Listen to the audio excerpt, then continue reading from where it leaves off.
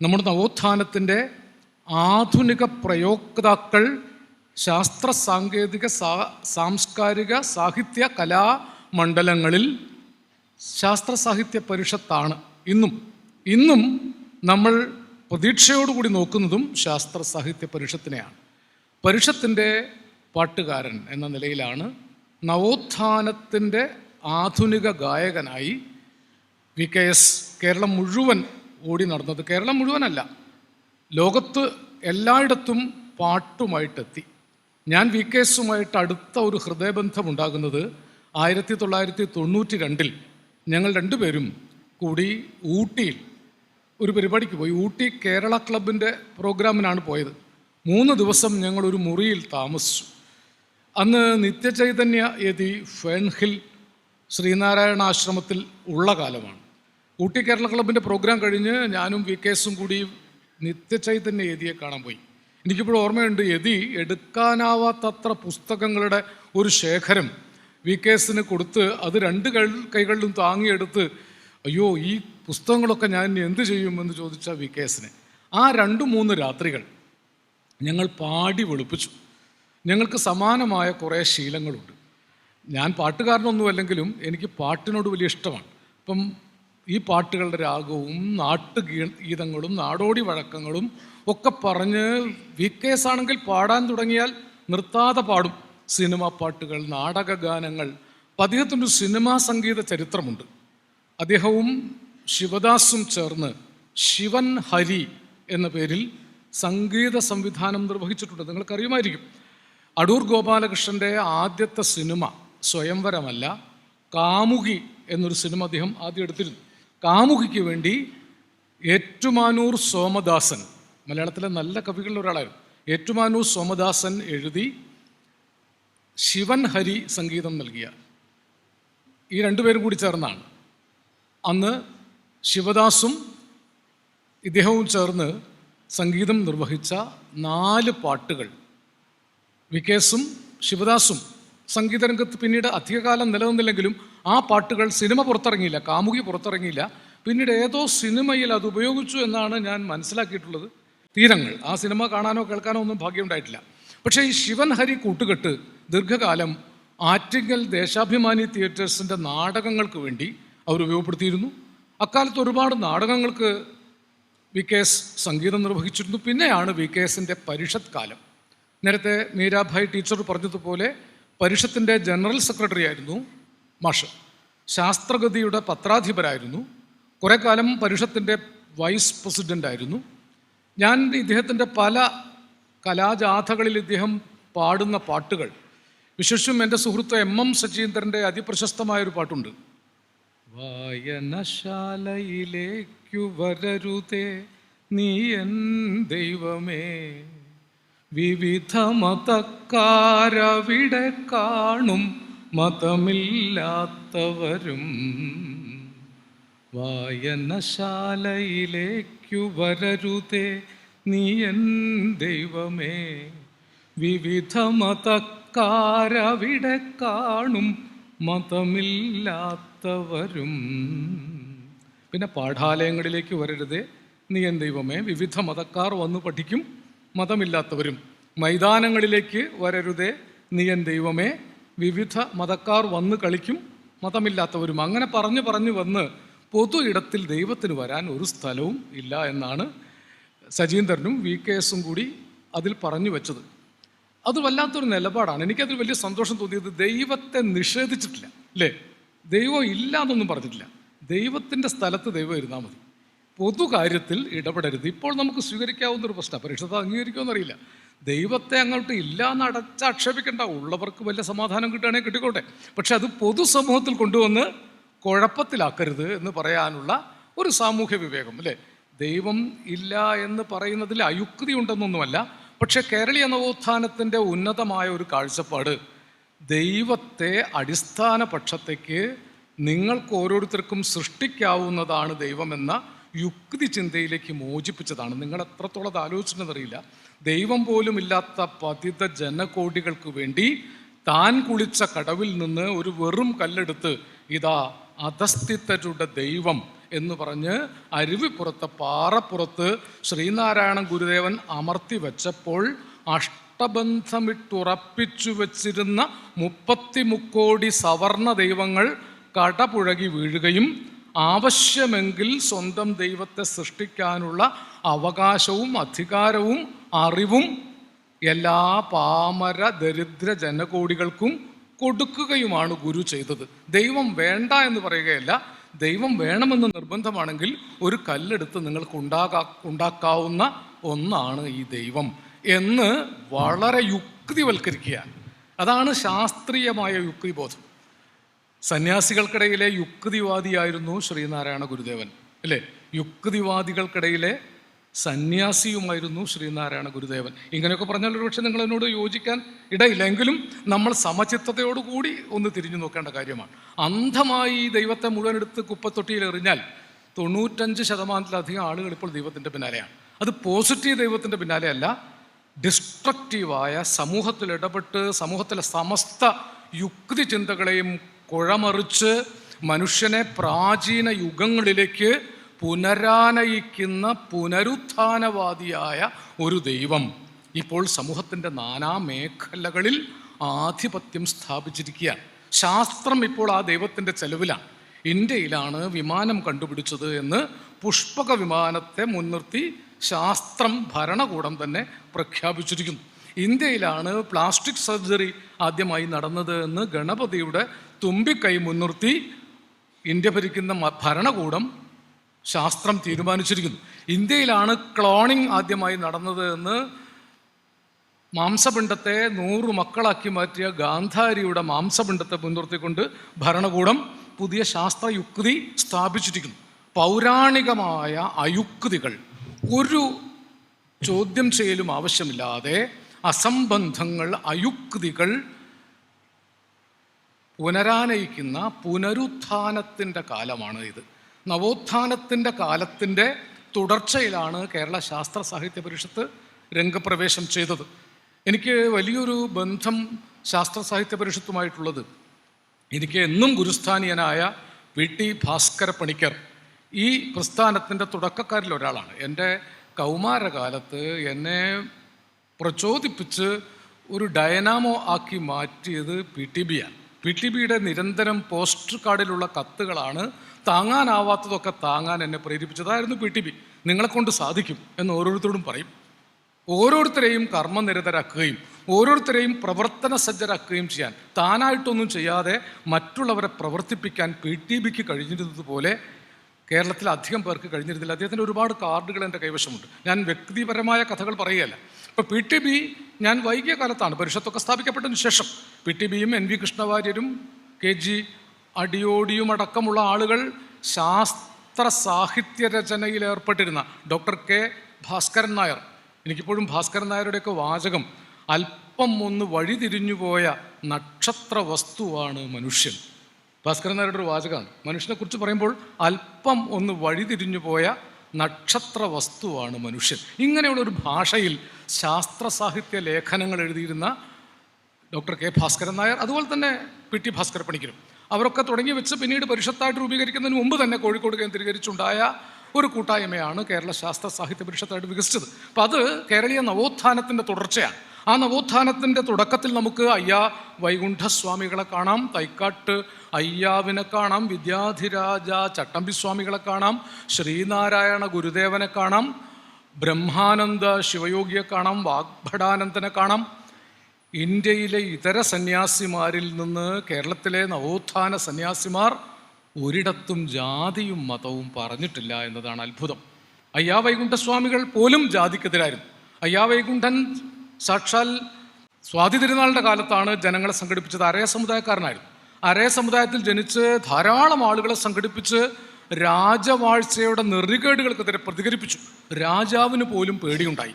അയ്യാ വൈകുണ്ഠൻ്റെ കൂടെ അത്രയേറെ ആളുകളുണ്ടായിരുന്നു. അന്ന് സംഘടനകളൊന്നും വന്നിട്ടില്ല, അന്ന് കമ്മ്യൂണിസ്റ്റ് മാനിഫെസ്റ്റോ വന്നിട്ടില്ല, ഏകോപിക്കുവിൻ എന്ന മുദ്രാവാക്യം വന്നിട്ടില്ല. 200 കൊല്ലം മുമ്പുള്ള കാലമാണ്. എന്നിട്ടും അയ്യാ വൈകുണ്ഠന് ബഹുഭൂരിപക്ഷം ദരിദ്രരെയും നിഷ്കാസിതരെയും തള്ളിമാറ്റപ്പെട്ടവരെയും സംഘടിപ്പിക്കാൻ സാധിച്ചു. അയ്യാ വൈകുണ്ഠൻ അന്ന് ദൈവത്തിൻ്റെ പേര് പറഞ്ഞാണ് സംഘടിപ്പിച്ചത്. താൻ വിഷ്ണുവിൻ്റെ അവതാരമാണെന്നാണ് ജനങ്ങൾക്കിടയിൽ പ്രചരിപ്പിച്ചത്. അപ്പോൾ ദൈവത്തിൻ്റെ ഒരു സാന്നിധ്യം കൂടി കണക്കിലെടുത്താണ് ആളുകൾ അന്ന് കൂടിയത്. അന്ന് യുക്തി ചിന്ത വന്നിട്ടില്ല.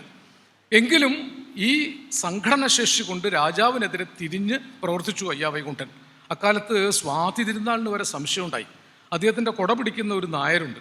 ആ നായരോട് സ്വാതി തിരുനാൾ ചോദിച്ചു, വിശ്വസ്തനാണ്, അല്ല ഈ വൈകുണ്ഠൻ വിഷ്ണുവിൻ്റെ അവതാരമാണെന്നൊക്കെ പറയുന്നുണ്ടല്ലോ, അതിൽ വല്ല യുക്തിയുമുണ്ടോ? അത് ശരിയാവുമോ? അപ്പോൾ ഇയാളാണെങ്കിൽ രാജാവിൻ്റെ കൂടെയാണെങ്കിലും മനസ്സുകൊണ്ട് അയ്യാവൈകുണ്ഠൻ്റെ കൂടെയാണ്. അപ്പോൾ പറഞ്ഞു, ശരിയായിരിക്കാനാണ് തിരുമനസ്സേ സാധ്യത. അപ്പോൾ തിരുമേനിക്ക് രാജാവിന് സംശയം, വിഷ്ണു ഭഗവാൻ ജാതിയിൽ താഴ്ന്ന കൂട്ടത്തിലൊക്കെ വന്ന് അവതരിക്കുമോ? അത്രയേ ഉള്ളൂ. വിഷ്ണു അവതരിച്ചാൽ കുഴപ്പമില്ല, താഴ്ന്ന ജാതിയിൽ വിഷ്ണു അവതരിക്കും. അപ്പോൾ ഈ നായർ പറഞ്ഞ മറുപടി, അത് പറയാൻ പറ്റില്ല തിരുമനസ്സേ, ഈ വിഷ്ണു പന്നിയായിട്ടും ആമയായിട്ടും ഒക്കെ അവതരിച്ച ആളാണ്, ചിലപ്പോൾ താഴ്ന്ന ജാതിയിലും അവതരിക്കാൻ സാധ്യതയുണ്ട്. ഇതാണ് യുക്തി. ഇതിനെയാണ് നമ്മൾ യുക്തി ചിന്ത എന്ന് പറയാം. വിശ്വാസത്തെ മുൻനിർത്തിക്കൊണ്ട് തന്നെ യുക്തിഭദ്രമായി സാമൂഹ്യ യാഥാർത്ഥ്യങ്ങൾക്ക് നേരെ പോരാടിയ ആ നായർ അയ്യാവൈകുണ്ഠൻ്റെ സൃഷ്ടിയാണ്. അതിൽ തൊട്ട് പിന്നാലെയാണ് തൈക്കാട്ടയ്യാവ്. തൈക്കാട്ടയ്യാവിൻ്റെ മുദ്രാവാക്യമാണ് ഒരു ജാതി, ഒരു മതം, ഒരു ദൈവം, മനുഷ്യന്. അത് ഗുരു ഏറ്റെടുത്തതാണ്. തമിഴിലാണ് അദ്ദേഹം പറഞ്ഞത്. ചട്ടമ്പിസ്വാമികളുടെ നിജാനന്ദ വിലാസം പോലുള്ള കൃതികളിൽ നമ്മൾ കാണുന്നത് ഈ യുക്തി ചിന്തയാണ്. ജാതിഭേദം മതഭേദം ഏതുമില്ലാതെ സർവരും സോദരത്വേന വാഴുന്ന മാതൃകാസ്ഥാനമാണിത്. ഒരു ജാതി, ഒരു മതം, ഒരു ദൈവം, മനുഷ്യന് ഒരു യോനി, ഒരാകാരം, ഒരു ഭേദവുമില്ലതിൽ. മതം ഏതായാലും മനുഷ്യൻ നന്നായാലും മതി. അവസാനപ്പോഴേക്കും ഗുരുവിന് മനസ്സിലായി മനുഷ്യൻ നന്നാവാൻ സാധ്യത കാണുന്നില്ല. അവസാനം ഒരു പൊറുതി കെട്ട പറച്ചിലാണ്, മതം ഏതായാലും വേണ്ടില്ല, മനുഷ്യനൊന്ന് നന്നായാൽ മതിയായിരുന്നു. അവിടെ എത്തിയിരിക്കുന്നു ഗുരു പോലും.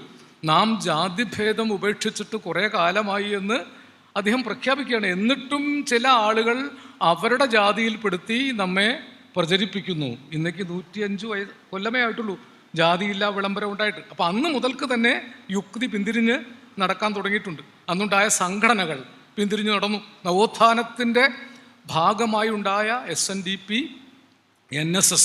മന്നത്ത് പത്മനാഭൻ വാല് മുറിച്ച ആളായിരുന്നു, വാലില്ലാത്ത ആളായിരുന്നു.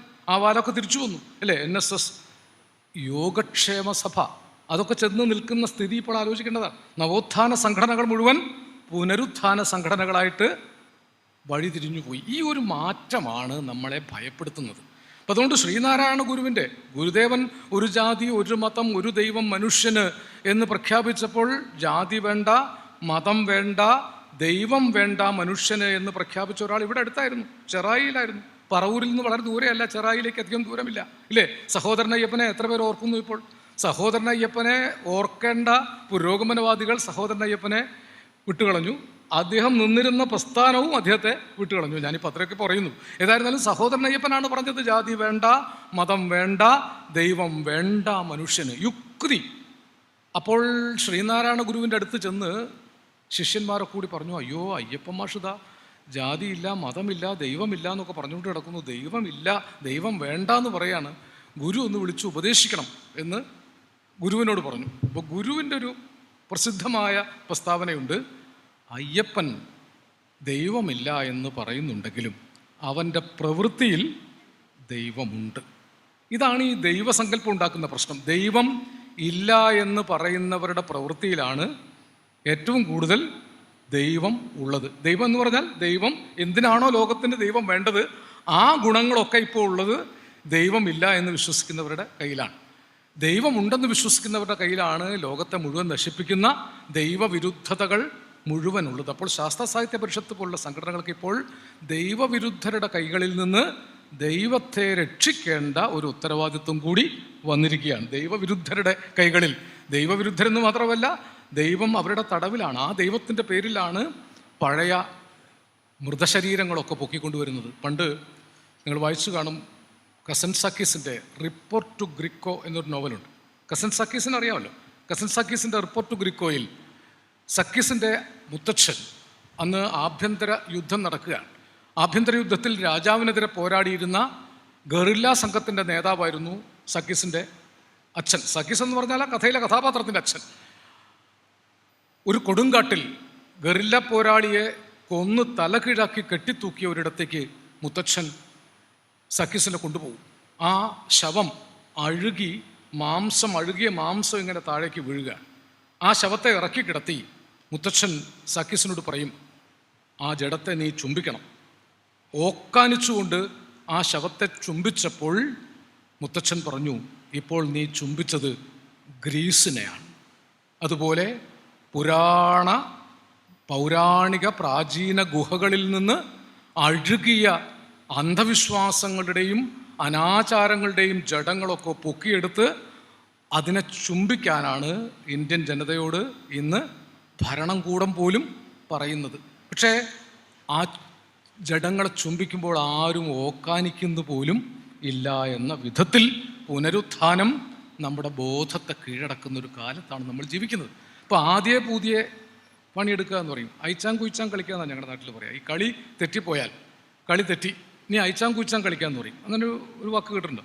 ആദ്യ പുതിയ കളിക്കാമെന്ന് പറഞ്ഞു. അതായത് കളിച്ച കളിയൊക്കെ തെറ്റിപ്പോയി, നമുക്ക് വീണ്ടും പുതിയ കളി തുടങ്ങണം. അപ്പോൾ യുക്തിക്ക് വേണ്ടി, ശാസ്ത്രബോധത്തിന് വേണ്ടി, മാനവരുടെ പൊതു നന്മയ്ക്ക് വേണ്ടി പുതിയ സാംസ്കാരിക ഇടപെടലുകൾ നടത്തേണ്ട അതിഭീകരമായൊരു പ്രതിസന്ധിയിലാണ് VKSൻ്റെ പേരിൽ നമ്മൾ പറവൂരിൽ ഒത്തുചേർന്നിരിക്കുന്നത്. പറവൂരിലാണ്, ചെറായിലാണ് സഹോദരൻ അയ്യപ്പൻ എന്ന് ഞാൻ പറഞ്ഞു. ഇവിടെ തന്നെയാണ് അതിപ്രശസ്തനായ മറ്റൊരാളുള്ളത്.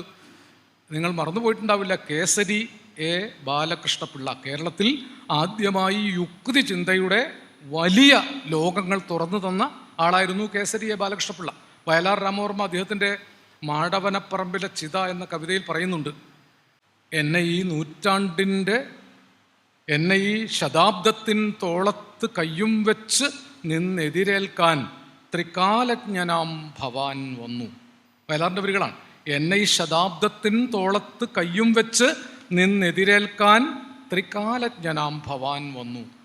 വിരിയും വിടരും സയൻസിൻ്റെ സർഗമണ്ഡലങ്ങളിൽ, അന്ന് സൂക്ഷ്മമായിട്ടാണ് ആ വാക്ക് ഉപയോഗിച്ചത്, വിരിയും സയൻസിൻ്റെ സർഗമണ്ഡലങ്ങളിൽ ഏകാന്താധ്വക ഭവാൻ നടന്നു കയറിയിടാത്ത ഭാവന ഏതുണ്ട് ഈ വിശ്വപ്രകൃതിയിൽ. ഇപ്പം വിടരുന്ന സയൻസിൻ്റെ സർഗമണ്ഡലങ്ങൾ, ഇത് വളരെ പ്രധാനപ്പെട്ട ഒന്നാണ്. ശാസ്ത്രത്തിൻ്റെ ടെക്നോളജി അല്ല, ശാസ്ത്രത്തിൻ്റെ സർഗമണ്ഡലങ്ങൾ. പരിഷത്തിനെ പോലുള്ള ആളുകൾക്ക്, പ്രവർത്തകർക്ക് സയൻസിൻ്റെ സർഗമണ്ഡലങ്ങളെയാണ് വികസിപ്പിക്കേണ്ടത്. അതാണ് VKS വികസിപ്പിച്ചത്. VKS പാടി നടന്നത് സയൻസിൻ്റെ സർഗമണ്ഡലങ്ങളെ ജനങ്ങളിലേക്ക് എത്തിക്കാനാണ്. ഭജനം, പൂജനം, ആരാധനയും സാധനയും ഹേ നിർത്തുക സാധോ. അത് രവീന്ദ്രനാഥ ടാഗോറിൻ്റെ അതിപ്രശസ്തമായ ഒരു ഗീതമാണ്. ഭജനം, പൂജനം, ആരാധനയും സാധനയും ഹേ നിർത്തുക സാധോ. ഞാൻ ദൈവത്തെക്കുറിച്ചാണ് പറഞ്ഞു തുടങ്ങിയത്. പക്ഷെ ദൈവത്തെ കുറിച്ചുള്ള ഭജനയും പൂജയും ആരാധനയും നീ നിർത്തണം. നീ അന്വേഷിക്കും ദൈവതം അവിടെ ഇരിപ്പില്ല. നീ അന്വേഷിക്കുന്ന ദൈവം നീ അന്വേഷിക്കുന്ന അമ്പലത്തിലോ പള്ളിയിലോ ചർച്ചിലോ ഒന്നും ഇരിക്കുന്നില്ല. ദൈവം എവിടെയാണ്? ടാഗോർ പറയാണ്, കരിമണ്ണുഴുന്ന കർഷകൻ്റെ കൂടെ, വർഷം മുഴുവൻ വിളവുണ്ടാക്കാൻ വേണ്ടി പാറക്കെട്ട് തുറക്കുന്നവൻ്റെ, പാടത്ത് പണിയെടുക്കുന്നവൻ്റെ കൂടെ ദൈവം പണിയെടുത്ത് വിയർത്ത് വേല ചെയ്യുകയാണ്. ആ വേലക്കാരനാണ് നിന്റെ ദൈവം. ഇത് ശ്രീനാരായണ ഗുരുവും ടാഗോറും ഒരേ ഭാഷയിലാണ് പറയുന്നത്. ദൈവത്തെ നിഷേധിക്കുകയല്ല ചെയ്യുന്നത്. നിങ്ങൾക്ക് ദൈവത്തെ സാക്ഷാത്കരിക്കാൻ കഴിയുന്നത് പണിശാലകളിലാണ്, പണിയമാടങ്ങളിലാണ്, കൃഷിനിലങ്ങളിലാണ്, തൊഴിലിടങ്ങളിലാണ്. നിങ്ങൾക്ക് ദൈവത്തെ സാക്ഷാത്കരിക്കാൻ സാധിക്കുന്നത് നിങ്ങളുടെ തന്നെ സർഗമണ്ഡലങ്ങളിലാണ്. നിങ്ങളുടെ യുക്തിബോധത്തിൻ്റെ സർഗമണ്ഡലത്തിൽ വേണമെങ്കിൽ നിങ്ങളുടെ ദൈവത്തെ നിങ്ങൾക്ക് ഉണ്ടാക്കിയെടുക്കാം. ആരെങ്കിലും നിങ്ങളുടെ മേൽ അടിച്ചേൽപ്പിക്കുന്ന ദൈവത്തിൻ്റെ അടിമയായി തീരാൻ യുക്തിബോധമുള്ള മനുഷ്യൻ പ്രവർത്തിക്കരുത്. ഇതാണൊരു പക്ഷേ കേരളീയ നവോത്ഥാനം മുന്നോട്ട് വെച്ച പ്രധാനപ്പെട്ട ഒരു കാര്യം. ദൈവത്തെ നിഷേധിക്കുകയല്ല, ദൈവത്തെ യുക്തിയുടെ പക്ഷത്തേക്ക് കൊണ്ടുവരുന്നു. യുക്തിബോധത്തിൻ്റെ മൂശയിൽ, സത്യം പറഞ്ഞാൽ ഇന്ത്യയിൽ ഏറ്റവും കൂടുതൽ ശക്തിപ്പെട്ടിരുന്നത് ആത്മീയവാദമല്ല. ഇന്ത്യയിലെ പൗരാണിക കാലത്ത്, അല്ലെങ്കിൽ ഒരു 4000 കൊല്ലമെങ്കിലും മുമ്പ് കണാദൻ, കപിലൻ, ഗൗതമൻ ഇവരൊക്കെ ഉണ്ടായിരുന്ന സ്ഥലമാണ്. കണാദൻ കണം കണ്ടുപിടിച്ചയാളാണ്. കപിലനെ അക്കാലത്ത് തന്നെ ചുവന്ന മഹർഷി കപിലൻ, ഇപ്പോൾ കമ്മ്യൂണിസ്റ്റുകാരൊക്കെ ചുവന്നവരാണെന്ന് ഇന്ന് തിരിച്ചറിയുന്നത് അക്കാലത്ത് 4000 കൊല്ലം മുമ്പ് കപിലനെ വിളിച്ചത്, കപിലൻ എന്ന വാക്കിൻ്റെ അർത്ഥം ചുവന്നവനാണ്, ചുവന്ന മഹർഷിയാണ്. കപിലനാണ് യുക്തി, സാഖ്യ ശാസ്ത്രം, ശാസ്ത്രം തന്നെയാണ് യുക്തി അധിഷ്ഠിതമായ, ദൈവത്തിൽ വിശ്വസിക്കാത്ത ശാസ്ത്രം. ഇന്ത്യൻ ഷഡ്ദർശനങ്ങളിൽ 4 ദർശനങ്ങളിൽ ഈശ്വരനില്ല. സാഖ്യം, ന്യായം, വൈശേഷികം, പൂർവമീമാംസ. ഈ നാലിലും ഈശ്വരനില്ല. കഷ്ടിച്ച് ജ്യോതിഷത്തിലും ഒക്കെയാണ് ഈശ്വരൻ കഷ്ടിച്ച് കടന്നു വന്നിട്ടുള്ളത്. അപ്പം ആദ്യകാലത്ത് ഷഡ്ദർശനങ്ങളിൽ ഈശ്വരനില്ല. ബുദ്ധൻ ഈശ്വരനെ കുറിച്ച് പറഞ്ഞിട്ടില്ല. ദൈവമില്ലാത്ത ധർമ്മമാണ് ബുദ്ധൻ പ്രചരിപ്പിച്ചത്. വർദ്ധമാന മഹാവീരൻ ഈശ്വരനെ കുറിച്ച് പറഞ്ഞിട്ടില്ല. ഇവിടെ ചാർവാകന്മാരെന്ന് പറയുന്നവരുണ്ടായിരുന്നു, അവർ യുക്തിവാദികളായിരുന്നു, നിരീശ്വരന്മാരായിരുന്നു. ലോകായതന്മാരുണ്ടായിരുന്നു, അവർ ദൈവവിശ്വാസികളായിരുന്നില്ല. അപ്പം ഇന്ത്യയിലെ ഒരു പ്രബല ദർശനം യുക്തിബോധത്തിൻ്റെയും ഭൗതികവാദത്തിൻ്റെയും കൂടിയാണ്. റെനി ദെക്കാർത്തെ തൊട്ട് കാൾമാർക്സ് വരെയുള്ള പാശ്ചാത്യ ഭൗതികവാദികൾ ശക്തിപ്പെടുന്നതിന് എത്രയോ സഹസ്രാബ്ദങ്ങൾക്ക് മുമ്പ് തന്നെ യുക്തിയിൽ അധിഷ്ഠിതമായ ഭൗതികവാദം ഇന്ത്യയിൽ ശക്തിപ്പെട്ടിരുന്നു. അപ്പോൾ ഇന്ത്യയുടെ പാരമ്പര്യം മതവാദികൾക്കും ബ്രാഹ്മണ മതങ്ങൾക്കും മാത്രം അവകാശപ്പെട്ടതല്ല. ഇവിടെ ഭൗതികവാദത്തിൻ്റെയും യുക്തിയുടെയും ഒരു ദർശനമുണ്ട്. ആ ദർശനത്തിലാണ് ശ്രീനാരായണ ഗുരു ഉണ്ടാവുന്നത്. ബുദ്ധൻ അങ്ങനെ ഉണ്ടായതാണ്. എത്രയോ ബുദ്ധന്മാരുണ്ടായി. അതിൽ അവസാനത്തെ ബുദ്ധന്മാരിൽ ഒരാളാണ് ശ്രീനാരായണ ഗുരു. അങ്ങനൊരു ബുദ്ധൻ നവോത്ഥാനത്തെ നയിച്ചതാണ് കേരളീയ സമൂഹത്തെ മറ്റു സംസ്ഥാനങ്ങളിൽ നിന്ന് വ്യത്യസ്തമാക്കിയത്. അതിനുശേഷമാണ് എഴുത്തുകാർ പൊന്നിൻ്റെ കുരിശ് മോഷ്ടിപ്പിച്ചത് ബഷീറാണ്.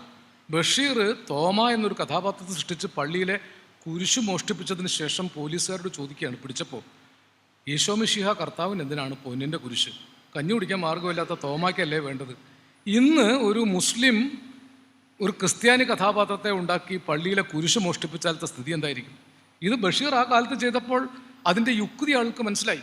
വലിയ വിപ്ലവങ്ങൾക്കൊന്നും പോവാത്ത MT വാസുദേവൻ നായർ ജീവിതകാലം മുഴുവൻ ഭഗവതിയെ സേവിച്ചിട്ടും ജീവിതം തകർന്നു പോയ നിർമാല്യമായി തീർന്ന വെളിച്ചപ്പാട് സകല ശക്തിയും എടുത്ത് തൻ്റെ വായിൽ താൻ തലവെട്ടിപ്പിളർന്ന രക്തം ചേർത്ത തുപ്പൽ ഭഗവതിയുടെ മുഖത്തേക്ക് കാർക്കിച്ച് തുപ്പിയപ്പോൾ 33 കോടി സവർണ ദേവിമാർ മുഖം തുടയ്ക്കുന്ന ഒരു അവസ്ഥയുണ്ടായി 50 വർഷം മുമ്പ്. അദ്ദേഹം വലിയ വിപ്ലവകാരിയൊന്നുമല്ല, അദ്ദേഹം ദൈവവിശ്വാസിയാണ്. അതാ കാര്യം. അദ്ദേഹം യുക്തിവാദികളുടെ സമ്മേളനത്തിന് പോയിട്ട് പ്രസംഗിച്ചു. ലോകത്തിലുള്ള എല്ലാ ദൈവങ്ങളും ഇല്ലെന്ന് ഞാൻ ഉറപ്പിച്ചു പറയാം. MTയുടെ പ്രസംഗമാണ്. ലോകത്തിലുള്ള എല്ലാ ദൈവങ്ങളും ഇല്ല എന്ന് ഞാൻ സമ്മതിക്കാം, പക്ഷെ എൻ്റെ നാട്ടിലെ കൊടിക്കുന്നത്തുകാവിലമ്മ ഇല്ല എന്ന് പറയാൻ പറ്റില്ല എന്ന് പറഞ്ഞ ദൈവവിശ്വാസം കൊണ്ട് കിടക്കുന്ന യുക്തിവാദിയാണ്. അങ്ങനെ ഒരു യുക്തിവാദം സാധ്യമാണ്. വായനശാലയിലേക്ക് വരരുതേ നീ എൻ ദൈവമേ. ദൈവം ഉണ്ടായിക്കോ, വിരോധമില്ല, പക്ഷെ വായനശാലയിൽ വരരുത്, മൈതാനങ്ങളിൽ വരരുത്, ഈ പൊതുയോഗത്തിൽ വന്ന് യോഗം കലക്കരുത്. പൂരം കലക്കുന്ന ദൈവങ്ങളെ നമുക്ക് ആവശ്യമില്ല എന്ന് പറയാനുള്ള ചങ്കൂറ്റത്തെയാണ് നമ്മൾ ഈ പറയുന്ന യുക്തിബോധം കൊണ്ടുണ്ടാക്കിയത്, അല്ലേ? അത് ഇന്ന് നമുക്ക് നഷ്ടപ്പെട്ടു. പൂരം കലക്കികൾ നിർബാധം വാഴുന്ന ഒരു നാട്ടിൽ എത്ര സമർത്ഥമായിട്ടാണ് സാംസ്കാരിക തലസ്ഥാനത്ത് ഒരു സവർണ ബിംബത്തെ എഴുന്നള്ളിച്ചു കൊണ്ടുവന്ന് ജയിപ്പിക്കാൻ അവർക്ക് സാധിച്ചത്. അല്ലെങ്കിൽ ഈ ഉടുതുണിയില്ലാതല്ല, താഴെ മുണ്ടുണ്ടായിരുന്നു, ഈ കുടവയർക്ക് പുറത്ത് കാണിച്ച് ഒരു കസവും മുണ്ട് പുതപ്പിച്ച് തെരുവിലൂടെ നടത്തിയ ആ വിഗ്രഹത്തിന് സ്തുതി പാടാൻ എത്ര ആൾ തൃശ്ശൂരിലെ സാംസ്കാരിക നഗരിയില്ലേ, കൗമ്പായൊക്കെ കണ്ടില്ലേ?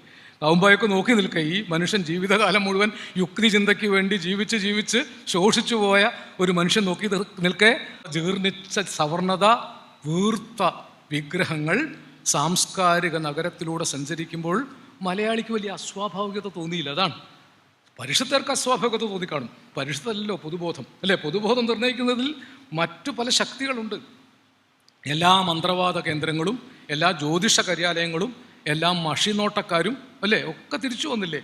ഞാനൊരു 30 കൊല്ലം മുമ്പ് ഈ തൃപ്രയാർ വഴിക്ക് വരുമ്പോൾ അവിടെ കുട്ടിച്ചാത്തനൊക്കെ ഉണ്ടായിരുന്നു. ആ വഴി പോയ ഒരു കുട്ടിച്ചാത്തന സ്ഥലമുണ്ട്. അവിടേക്ക് സാധാരണഗതിയിൽ ആരും പോവില്ല.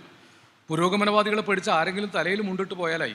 ഇപ്പോൾ നോക്കൂ, കുട്ടിച്ചാത്തൻ പിരിഞ്ഞ് 5-8 കുട്ടിച്ചാത്തന്മാരായി.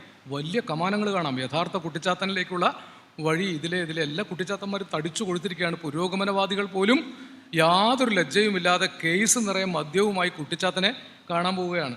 കേരളത്തിലെ പുരോഗമന പ്രസ്ഥാനങ്ങളുടെ പത്രത്തിൽ മാന്ത്രിക ഏലസിൻ്റെ പരസ്യം വരുന്നത് നിങ്ങൾ കാണാറുണ്ടോ? അങ്ങനെയുണ്ട്, അങ്ങനെ ഒരു സംഭവമുണ്ട്. പുരോഗമന പത്രങ്ങളിൽ മാന്ത്രിക ഏലസിൻ്റെ പരസ്യം യാതൊരു ഉളുപ്പും കൂടാതെ പ്രസിദ്ധീകരിക്കാൻ ആ വൈരുദ്ധ്യം നമുക്ക് മനസ്സിലാവുന്നില്ല. അതാണിപ്പോൾ മലയാളിക്ക് സംഭവിച്ചിരിക്കുന്ന പ്രശ്നം. ഇപ്പോൾ ഞാൻ പ്രസംഗിക്കുന്ന ഞാനല്ല വീട്ടിലെ ഞാൻ എന്ന് വന്നാൽ അതൊരു വലിയ പ്രശ്നം തന്നെയാണ്.